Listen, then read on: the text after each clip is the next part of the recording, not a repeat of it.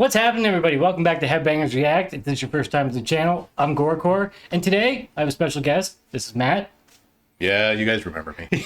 So today, as you might guess, we are going to do another movie review. We just went to the theater, and what did we watch this time? We watched Eli Roth's Thanksgiving. Yes, we did. So, as before, we're just going to jump right into this. Did you like the movie? Did I like it? I don't want to start off saying whether I liked it or not. Okay. What I want to start off saying is that at the beginning of this movie, I hated it. Well, I thought it was good, but I hated all the characters. I hated the kids. I hated the parents. I hated the deputy that came over for things. I hated all of it. The writing was so cheesy, and I'm like, please, Eli Roth, be making this bad on purpose. And the good news is that he does, and he did. Because throughout the movie, I really loved these characters. The movie got really, really good. And overall, yeah, I loved it. I loved it. I loved this movie. A favorable review. Yep.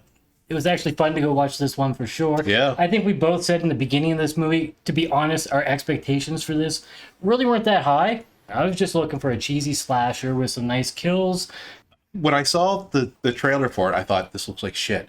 But I trust Eli Roth. Like, I've always loved Eli Roth's movies. I like what he always tries to do with his movies, and he executes it here perfectly. It reminded me of Cabin Fever and Hostel. Like, as it progressed, like, you get these really obnoxious characters that you hate at the beginning of the movie. And he does that with Cabin Fever, and he did it with Hostel. And by the time you get a half hour into it, 40 minutes into it, I love these guys. I love this group. I love these protagonists. I really like them. The acting went up. The writing went up. Like, I don't know. When I saw the trailer, I was like, this it doesn't grab me, but it's Eli Roth, so I trust Eli Roth. And he came through. I was hoping that the trailer wasn't spoiling too much. No, really, it doesn't. Like, it gives you the general idea of what you're getting into, but it really doesn't spoil it. And that's Not at all. That's the kind of trailer I like. It gives nothing away. Yeah. It's like, this is a thrasher with this new serial killer, and I hope you like it. And man, I loved it. So I think in a sense, like, that worked for it, because sometimes when I think we can say that if you watch a trailer and it gives everything away, You're kind of disappointed. yeah, you're like, I've already seen the movie. I'm Yeah. like not blown away by this. Whereas in this case, maybe because of that, it was just enough to grab your interest, and then the movie actually grabs you and, delivers. It's way more hard hitting that way. Well, the theater got pretty packed. Like, we were sitting there thinking, yeah, there's not a lot of people In the here on a beginning, I was like, Friday oh, night. I don't know. And But then it filled up they quite a rolled in. bit. Like, a lot of people came in, so the marketing for it did work enough that I think it's, for Halifax, at a 7:30 show on a Friday night, it was pretty full. Yeah. So the trailer did work, and I think word of mouth is really going to help this movie because it is really good. It's we'll get into it a little. Go on. So for anyone not familiar, this originally was a trailer for Grindhouse films released by Quentin Tarantino and Robert Rodriguez, which was Death Proof, and do you know what the other one was called? Oh yeah, Planet Terror. Planet Terror, that's right. I couldn't think of that off the cusp. So they had fake trailers at the beginning of that, and there's actually a local fella who did one for Hobo with Shotgun, and Eli Roth had one for Thanksgiving. So I think this, if I recall, I think the date was like 2007 or something like that is what I saw. So obviously a little while ago, so it took a little while for this film to come into fruition, but it does hold true to it. I mentioned to him that I was a little disappointed at the nicer look. Like, this definitely looks more recent or like more typical quality, whereas the old one's definitely a more grindhouse feel to it. Yeah. To suit those movies, but I do think this was the smarter way for them to go about it. It didn't bother me at all. Not at all. And it still, like, delivered well. There was moments in that original trailer that they recreated for the movie, and I was like, oh, that's awesome. It's actually there. Yeah, especially the beginning, the walking up. Like you also see, like, the walking up, the very first shot of the movie going up. It reminds you of Halloween and Michael. And there's a lot of references to classic slashers of Michael and Freddy and Jason. There's definitely no homage here for sure. Like, you see certain kills and certain scenes, certain sequences where it's like, oh, that's like. I think that's kind of what makes it fun, because it's definitely Yeah, no homage to other slasher films. Like, it knows Yeah. exactly what it is. It's not trying to do something new. It's trying to have fun with that classic slasher premise. Yep. And I think it delivered. Well, I think Eli Roth has that cachet of, like, he he knows enough about horror history to be like, I'm not ripping it off, I'm paying homage to it. It's like what he did with Green Inferno and Cannibal Holocaust. Like, he really loved Cannibal Holocaust, and he made Green Inferno as an homage to it. And some people are like, oh, he's ripping off. Well, let's face it, I think any creative force takes from their influences. Absolutely. I think you take influences from something that you enjoy, meld those together, and make your own thing. And I think that's where a lot of people get their sound We do from. that in everyday life with all of our experiences. We are an amalgamation of our experiences. So, Absolutely. So yeah. if he's making film and he saw these films that influenced him, like, of course it's going to be in his film. Yeah, it makes sense. Like, I think it'd be kind of Yeah. pointless to argue that. Yeah. Yeah. I definitely enjoyed the film. I thought it was a lot of fun. It felt fairly fast paced to me, which was great. Yeah. There was a couple moments that we could have done without that. Matt mentioned one moment earlier to me that he was like, it really didn't pay off and didn't work out so well. There's some parts towards the third act that really slow the movie down. I thought it was so fast paced. Like, the first 45 minutes to an hour blows by. Yeah, it really does. It goes really fast, and there's a lot of action, there's a lot of scenes, but it doesn't seem jumbled and doesn't seem fast edited. It's filmed really well. I really love the editing and the pacing, but then there's this one scene that begins the third act that just does not need to be there. It takes about 10 minutes, and it's Yeah, it just doesn't have much payoff. and like, there's Not enough happens during that scene to warrant it and being it doesn't there. pay off. Like, That's what I mean. It what just was ended going to up, happen at the beginning of the scene ends up happening. yeah, Like, so really it didn't go anywhere and it didn't Yeah. add anything to the movie. So really, I think that's the one scene that I do agree, like, really, I don't think it hurt anything other than the pacing, but it did hurt it in that way because everything was so fast paced. You were like, damn, like, this is just moving. I'm having a fun time. And then there's a moment It in that seemed third out of act where you're place. kind of like, okay, like, it seemed out of things are place. slowing down a little bit. But Yeah, it really seemed out of place.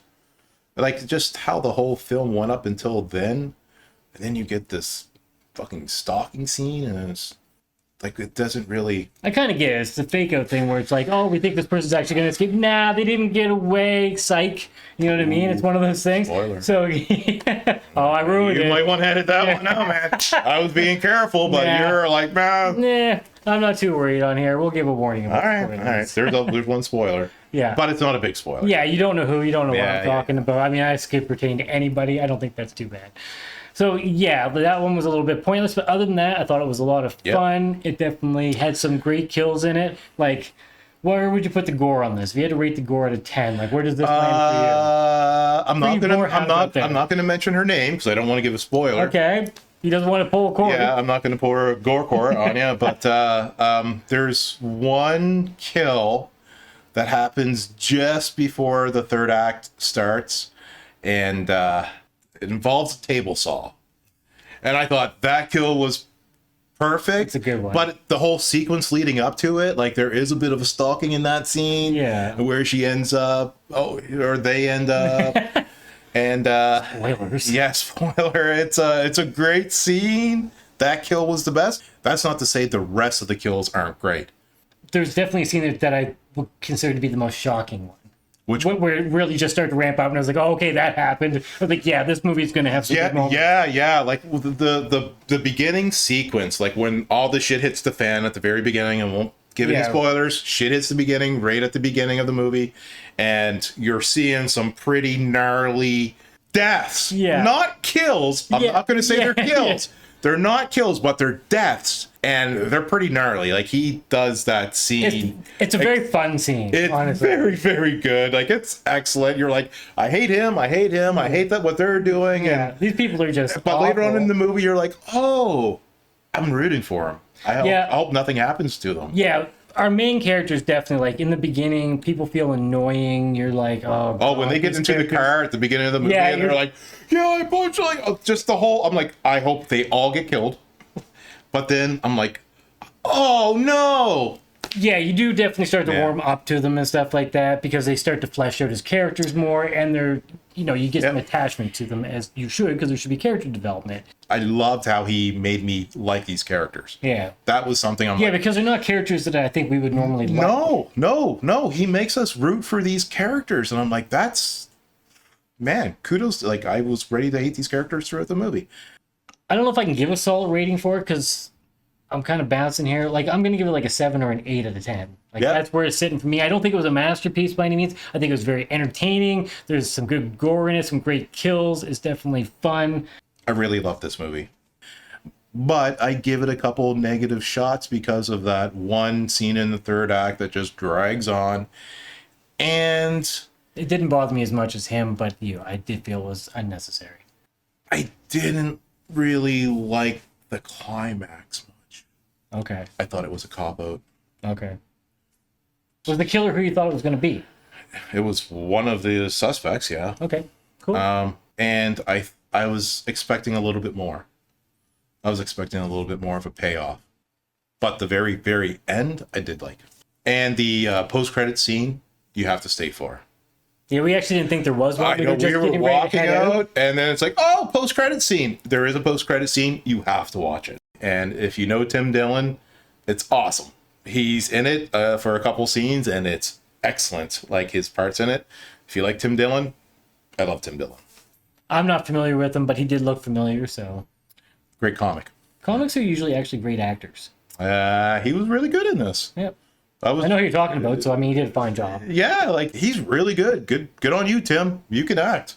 So you didn't give me a score if you're rating the gore. What's the gore level out of 10? The gore? Just the gore. Yeah. Because you're GoreCore. What? And you're such a whore for gore. The gore? 6.5. 6.5? The gore that is there is great. Yeah. And it's abrupt, and it's, you will react to it. But I would have liked to, because it's Eli Roth, I would have liked to see a little bit more. Of course. I mean, And especially the last movie we went to see in the theater was Terrifier 2. now, see, yes, okay, for a second I will blab about this, because this is now the problem with movies, is that when you watch something like Terrifier, or Terrifier 2 especially, the gore is so over the top and ridiculous. Pushing the edge. Yeah, it's definitely pushing the envelope. I mean, that's why it's unrated, you know. These movies obviously want ratings so they can get wide release in theaters and make money. So I think within that limit, it did a great job. I'm comparing it against other Eli Roth movies as far as gore is concerned. I'm just trying to think the most gory movies. Like, to me, like the goriest movies that I can think of would be stuff like obviously the Terrifier movies. Yeah. While it's ridiculous, not realistic, definitely Dead Alive or Brain Dead. The last 30 minutes of that movie is literally guts and blood flying everywhere, intestines. Whether you like the movie or not. Man, you know I'm not going to say anything good about that fucking shit. It's so over the top. It's ridiculous. And that's just beyond limits that most movies do. Obviously, I like stuff like the original Evil Dead, which is, you know, quite gory, but not so ridiculous. You know, there's dismemberment scenes. There's a lot of... Have you ever seen August Underground? I don't think I have. No. Or Guinea Pig? No. I've Yeah. kind of seen the Guinea Pig movies, at least parts and pieces. Yeah. That's not really my thing so much. That's just like the straight up torture stuff. And for a long time, I really didn't, and I really don't. I don't like stuff that's just straight up torture. Like if it's just brutal torture, for me, it has to have a fun element to it. Well, this definitely had the fun element. This is a fun movie. Yes, absolutely. Thanksgiving is a fun movie. A lot of people in the theater were laughing and carrying on some scenes. Like it was a fun movie. But still hard hitting enough that you're kind of like, oh my god. Yeah, like, that's like, okay. The gore that's in it is brutal gore. Yeah, but to make it more than 6.5 for me, I would have to see more. Yes. I would want to see a little bit more. It hits hard when it hits, but it could hit a little bit more. There's definitely a few moments where I was like, they could have done a bit more there. I get it. They're trying to get a rating. They're trying to put a movie out, make money. I hope there's an unrated version. Yes. Eli, please make an unrated version. Hopefully, usually if there's a director's cut, there's more of that stuff in there. So hopefully we'll get that with this, because I think it would definitely just add to the movie. Because that's what you're looking for with this. We're looking for fun kills. You know, if you're going into this looking for some amazing, over the top, like brand new story that's mind blowing, like, I mean, you're at the wrong movie. Yeah, unfortunately, I don't think. I was hoping for a fucking movie that could carry forward and be a tradition of this holiday, like American Thanksgiving. Yeah. I don't think this is going to make it. Probably not. I don't think this is going to be a franchise movie. I really don't think so either. I don't know. I don't think the John Carver... I haven't looked at numbers. I really have no idea what this is pulling in right now, whether it's going to be successful enough to warrant a sequel. That's what I was hoping for. Yeah. That's when I went hope like this is going to be... I mean, maybe, but yeah, I'm not sold on that idea. No, I don't think it's going to. Like, I'd be cool with it if they do it right, especially if it's Eli directing again. Only if Eli's directing. That's the thing. Most times, If it's a property, an intellectual property that's sold off to the studio, and someone else can come in and make their. you're not going to get that same feel. You're not going to get the same delivery. No, it usually doesn't work. This has the Eli Roth touch. Yeah. And so if you're a fan of Eli Roth's movies, you will not be disappointed. Go see this movie. Go support it in the theater. You will have a fun time. It's fun. You're going to hate the characters at first, but you'll be like, they're good actors. Yeah. Oh, yeah. I thought it was well acted. Like you said, when you start off, it feels...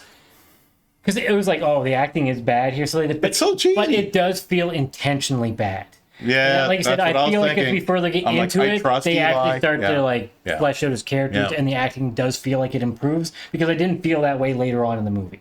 I wasn't like, oh, this acting's bad. But in the beginning, it was all good. Like it feels like intentionally, like almost like a little over the top, oh my god! I hate these. I hate these kids. I hate these kids. They're like, with the cameras, and they're like, like they're like 4 people in the back seat. They all their cameras out doing shit, and it's like, I mean, maybe that's what happens. We are old, so maybe that's realistic. But either way, like you just didn't really care for the characters in the beginning, but they do get better. Yeah. Yep. No. Fantastic movie. And if you ask me on the gore level of things, I'm going to say probably about the same ballpark as you. 6.5. Definitely a 6 or 7. Something like that. Yeah. The gore is great, and it's great quality, and it is shocking. Just don't expect a ton of it. It's not a ton, no. Yeah. There's more to the story. It's a fleshed out story. Yeah. It falters in the third act. It does really falter. It doesn't hit at the end. Definitely its weakest point, but overall, I very much enjoyed it. Yeah, no, I had a good time. I'd watch it again. I will definitely revisit the movie for sure. It was definitely fun. I don't know if this is going to be one of those movies that I watch over and over and over again, but I definitely will give it another view. I think it will have a cult following. I think so, yeah. I think it will have I think Eli kind of has a cult following, really. I don't know. I know a lot of people hate him. He definitely has that. I hear people complain about him all the time. But I definitely know people are like, I like his movies a lot. I love his movies. It's like anything. I rewatch all of his movies. If a director that I enjoy that's done a bunch of movies puts out a movie, I'm probably a little biased towards that movie because it might not be all that, but if it's got the touches of that director that I enjoy, I might still get more out of it than somebody else would. I won't say that it's my favorite movie of Eli Roth, but I won't say that it's my least favorite.